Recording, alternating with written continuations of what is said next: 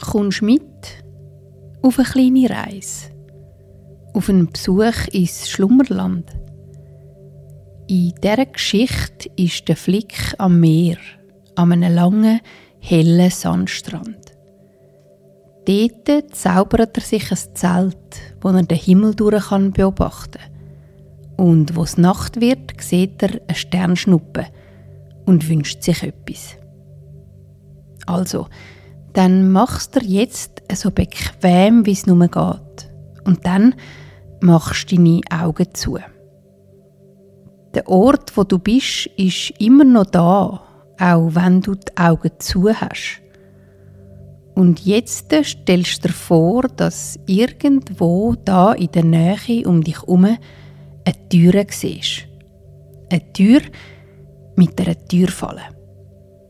Wenn du jetzt die Türfalle abdrückst und durch die Türe durchgehst, bist du da, im schönsten Land, das es gibt, im Schlummerland.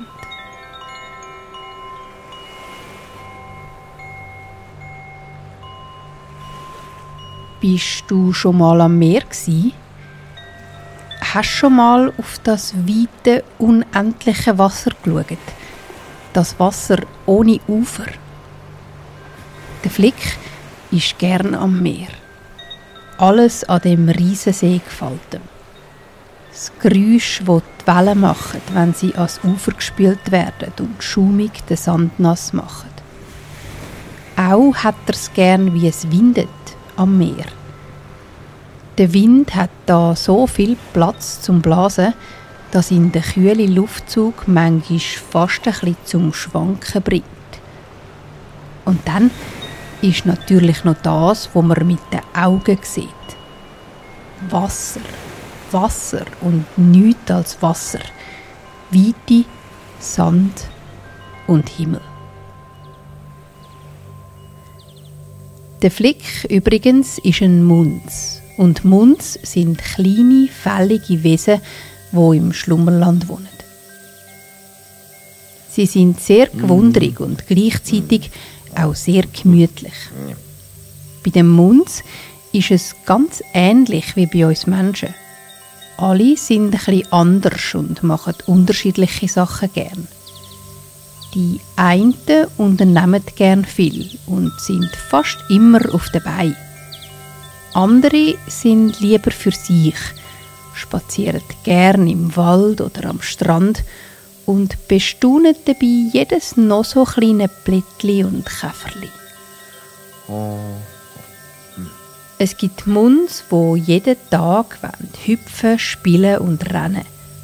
Und dann gibt es solche, die gut und gern den ganzen Tag lang einfach nur im weichen Gras oder in ihrem Bett liegen und in den Himmel schauen.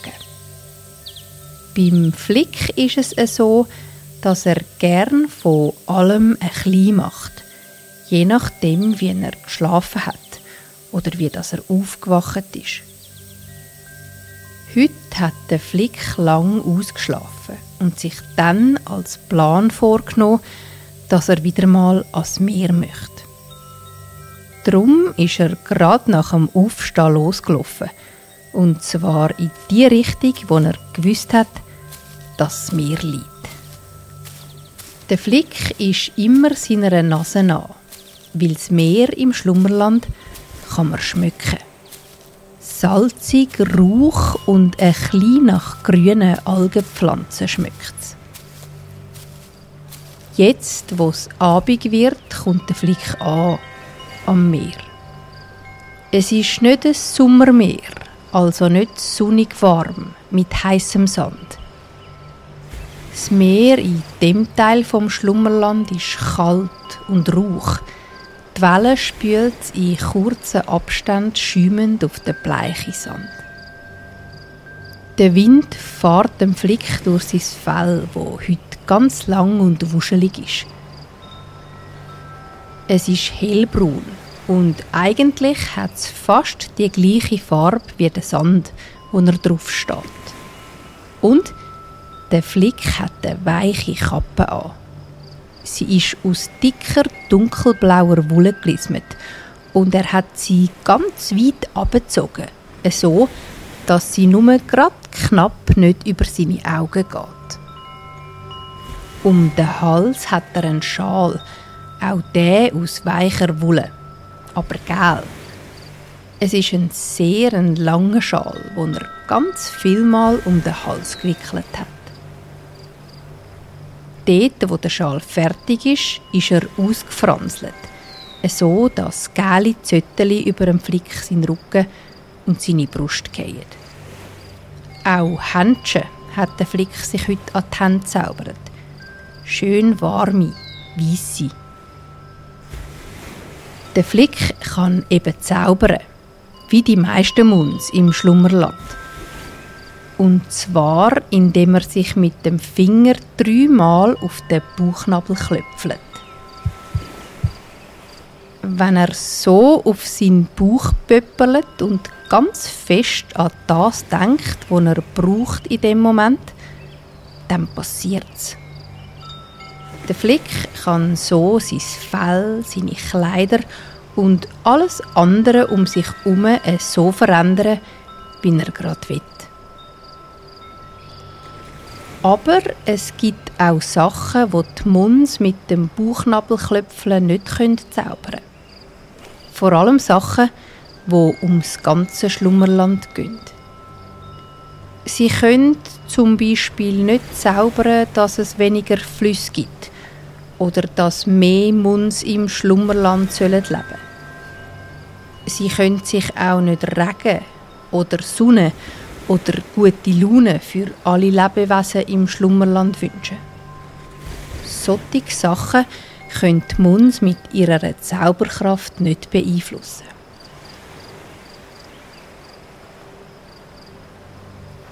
Der Himmel, wo sich über das gewellelte Meer legt, ist rosarot. Die Sonne ist vergangen und alles um den Flick bereitet sich auf die Nacht vor. Die Grillen in den Gebüschen und in den Gräsern um ihn herum werden leislicher. Nur noch ganz selten zirpen sie ihm aus den bewachsenen Eckli am Strand zu. Die Möwen und die Wasservögel, die den Tag durch über dem Meer kreisen, fliegen heim. Sie gehen zurück in ihre Nester, die auspolstert sind mit Federli und trockenem Gras. Und auch der Flick überlegt sich, dass er jetzt sein Bett für die Nacht einrichten könnte. Er freut sich, zum da schlafen, da an dem Ort, wo er besonders viel Himmel sieht. Der Flick hat nämlich Lust, mal wieder ganz lang in den Himmel zu schauen. Auf den Mond und auf die Sterne, aber auch in die Dunkelheit zwischen ihnen. Vielleicht, denkt er, sieht er sogar eine Sternschnuppe. Eine Sternschnuppe, die macht, dass er einen Wunsch frei hat. Sich bei so Sternschnuppen etwas wünschen, das machen die Muns im Schlummerland nämlich genau gleich wie wir Menschen. Zuerst möchte sich der Flick aber einen Schlafplatz zaubern.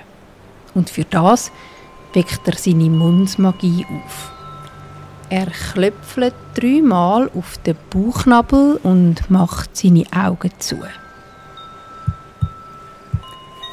Ganz genau stellt er sich jetzt vor, was er braucht, um da zu übernachten. Da unter dem Himmel am schäumenden Meer im Sand. Der Flick wünscht sich ein Zelt aus feinem, seidigem Stoff, wo der Wind gut abhaltet und doch so durchsichtig ist, dass der Flick kann in den Himmel hinaufschauen kann. Ganz genau stellt er sich das Zeltzimmer vor und mit dem inneren Bild vor den Augen klöpfelt er auf seinen Bauchnabel. Aus der Mitte von seinem Bauch steigen glitzerige Funken auf. Sie fallen auf den Boden vor ihm und wirbeln dort den hellbraunen Sand auf. Wo der Flick die Augen aufmacht, steht sein Zelt da. Der Zeltstoff ist so gewoben, dass man, wenn man drin ist, gut raus sieht. Wenn man aber von außen drauf schaut, sieht man nicht rein, sondern nur hellen Stoff. Der Flick macht ein paar Schritte näher an zum Eingang und schiebt die seidig-weissen Tücher auf die Seite. Im Zelt innen liegen grosse Küsse mit farbigem Muster und eine grosse, flauschige, hellblaue Decke. Um das Nestli herum verteilt sind kleine Lichtli, wo wie Kerzen das Zelt ganz fein beleuchtet. Sehr, sehr schön sieht das aus, findet der Flick. Er liegt in die weichen, warmen Küsse und schaut auf zu der Decke. Das Dach ist aus dem gleichen magischen, durchsichtigen Stoff und der Flick sieht über sich den weiten, dunkelblauen Himmel. Auch die ersten Sternchen sind schon am Scheinen. Es hat Sterne, die nahe beieinander sind und solche, die rundum viel Platz haben.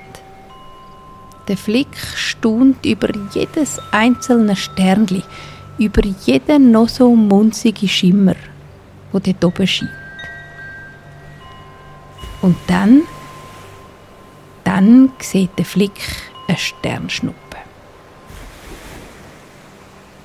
Von ganz hinten zieht sie sich über den ganzen Himmel, einen langen Schweif von Licht, bis ganz auf die andere Seite.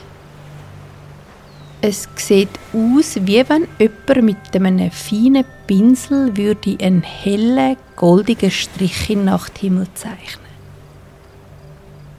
Flick, sein Herz schlägt für einen kurzen Moment höher.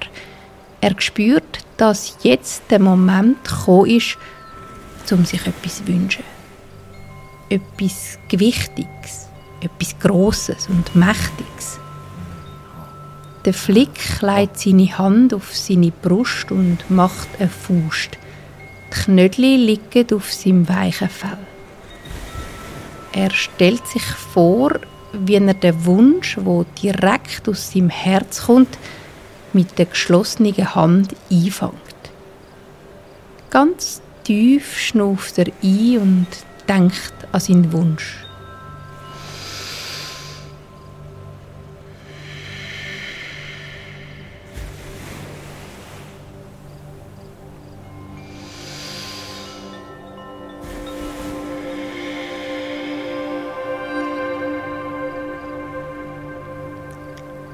Von ganzem Herzen wünscht er.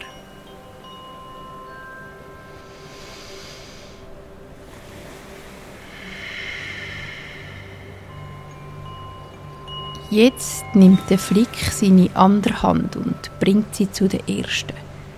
Er lupft die Faust und macht eine kleine Kugel mit beiden Händen, die Handflächen zueinander. Drinnen eingeschlossen spürt er seinen Wunsch. Er fühlt sich warm und trocken an. Der Flick macht die Augen zu und macht dann die Hände nach oben hin auf, Richtung Zeltdecke. Ganz so, wie wenn er seinen Wunsch würde aufsteigen lassen, Richtung Himmel. Wem dass er den Wunsch zurührt, weiss er nicht genau.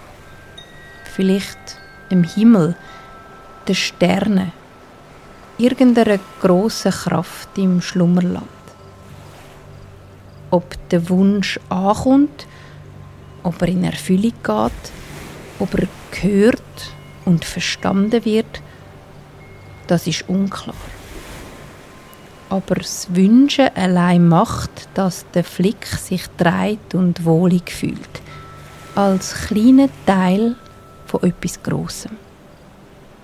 Er spürt, dass eine Art unsichtbare Kraft um ihn herum ist, die den Wunsch aufnimmt und speichert. Der Flick schläft ein, über ihm der Himmel voller Sterne. Und wahrscheinlich huscht ab und zu eine Sternschnuppe über die dunkelblaue Weite. Eine Sternschnuppe, wo von einem anderen Munz vielleicht gesehen wird, wo sich auch etwas wünscht.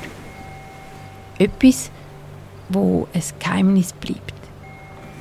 Wie auch der Wunsch vom Flick. Es ist etwas, wo nur er weiss. Und noch der Himmel und das endlose Meer vom Schlummerland.